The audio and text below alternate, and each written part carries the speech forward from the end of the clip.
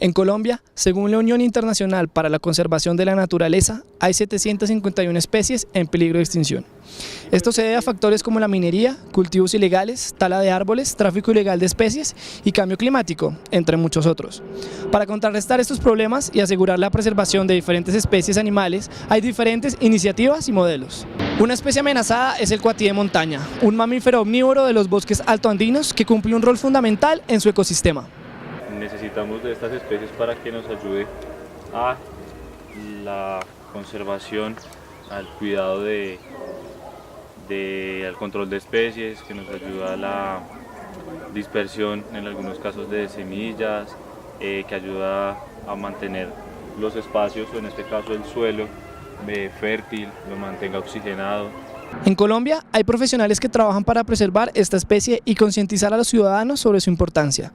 En la Fundación Bioparque La Reserva protegen un ejemplar decomisado que vivía como mascota.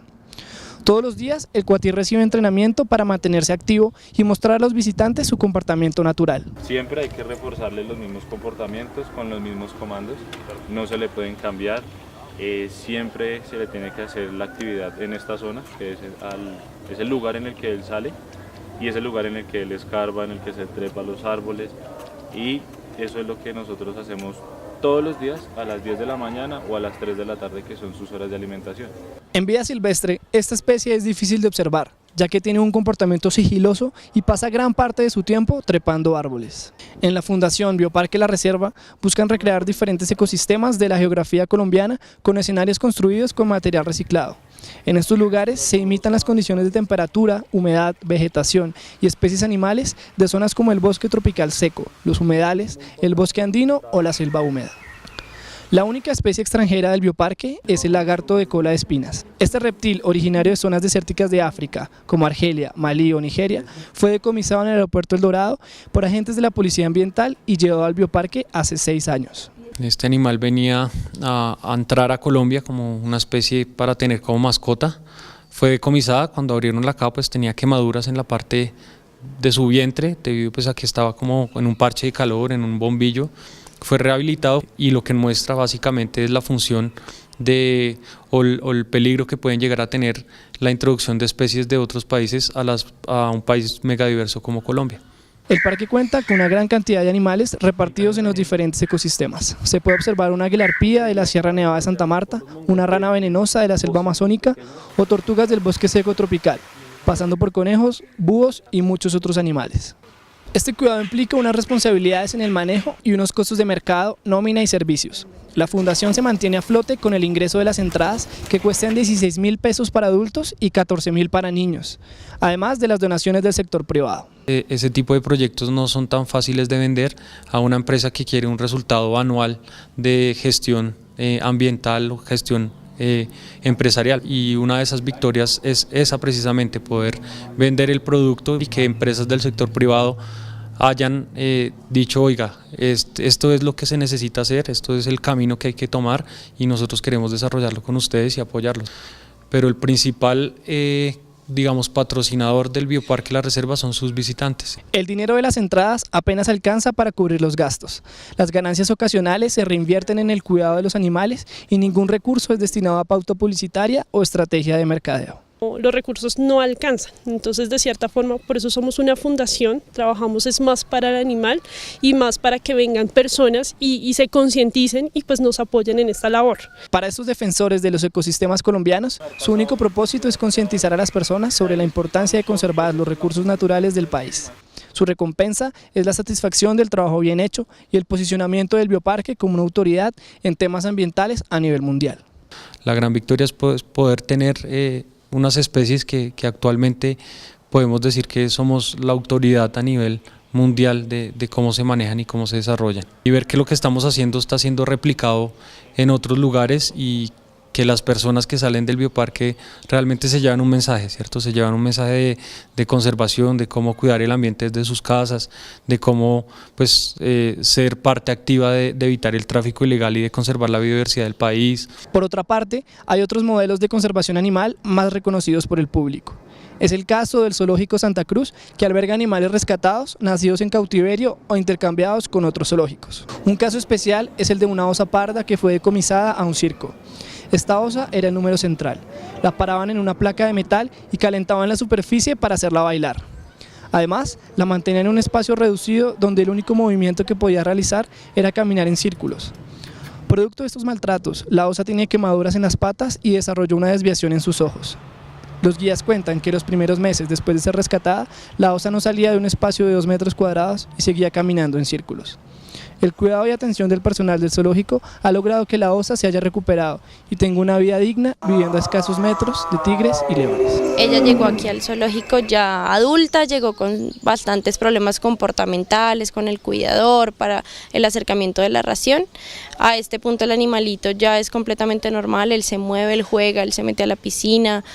Las laceraciones de las patas obviamente quedan marcas, pero ya completamente sanas. Además de esta osa, hay diferentes animales con problemas de comportamiento. El caso más crítico es el de un mono capuchino que sufre de estrés y no puede ser expuesto al público, pues tiene conductas violentas y se lacera a sí mismo al ver gente. Se encuentra recluido en la zona de cuarentena y se espera que con un tratamiento y la interacción con monos más jóvenes logre rehabilitarse. Cuando fue recuperado el animal presenta comportamientos de estrés, pero o sea, son impresionantes porque él ya tiende a autolacerarse o lastimarse porque ya el estrés que le genera estar frente a las personas y todo esto le genera que él empiece a mordisquearse la cola o mordisquearse alguna parte del cuerpo porque el comportamiento que él recibió de pronto ante los humanos fue negativo, muy negativo. Otro caso similar es el de un puma miniatura. Este felino obtiene placer de lamerse el pelaje. Esto conlleva a que pase jornadas de varias horas lamiéndose el cuerpo. La saliva y la superficie de la lengua generan en esta cantidad de tiempo laceraciones y pérdida de pelo en el animal, además de heridas en la piel. Cuando ella se da cuenta que le causa placer, empieza a tener unas conductas redirigidas. Entonces, toda actividad, toda situación que le cause estrés a ella va a remitirse a automutilarse. Entonces con el público, con el cuidador, a veces con la ración porque llovió. Entonces ella tiene un problema comportamental crónico donde ese comportamiento no se le piensa quitar, no se le puede quitar, pero por medio de actividades se puede reducir su porcentaje de incidencia. En este lugar se exhiben especies de todo reino animal. Aunque el mayor atractivo son los felinos grandes que se encuentran cerca de la entrada del parque, hay una gran cantidad de primates, roedores grandes y mamíferos que diversifican la colección. Esta cantidad de animales requiere una demanda de alimentos alta. En la cocina del zoológico se encuentran frutas de diferentes tipos, esencias de fruta, carne, vegetales, huevos y granos en grandes cantidades. Todos los alimentos deben ser de primera calidad y responden a una dieta diseñada por el equipo de zootecnistas del zoológico. En este momento estamos estableciendo unas dietas estacionales, entonces se tiene en cuenta épocas de cosecha de la fruta, qué fruta consumen en lluvia o en calor. Obviamente se tienen en cuenta requerimientos nutricionales y energéticos de los animales. Claramente se debe tener en cuenta el costo. No podemos tener unos ingredientes o unas materias primas supremamente costosísimas porque se tiene que tener en cuenta que van a ser por 6, 7 meses que se van a estar estableciendo de manera semanal, entonces se tiene en cuenta mucho la parte económica. En el zoológico los costos son elevados dada la cantidad de animales y trabajadores de planta. Alrededor de 30 trabajadores con prestaciones fijas y el pago de servicios como agua, electricidad y gas se suman a los gastos de mercado y medicamentos para los animales.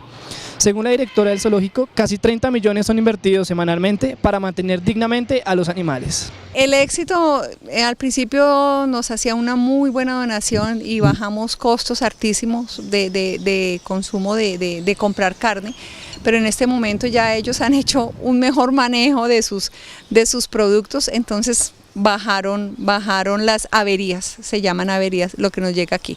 Estas dos iniciativas muestran diferentes formas de combatir el maltrato animal, la extinción de especies y el daño a los ecosistemas. Sus trabajadores coinciden en que es un trabajo que se hace por pasión más que por interés o dinero.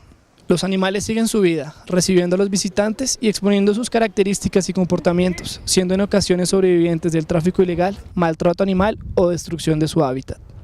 Fue un informe de Juan David Velandia, Rafael Escobar y Cristina Pedraza para Plaza Capital.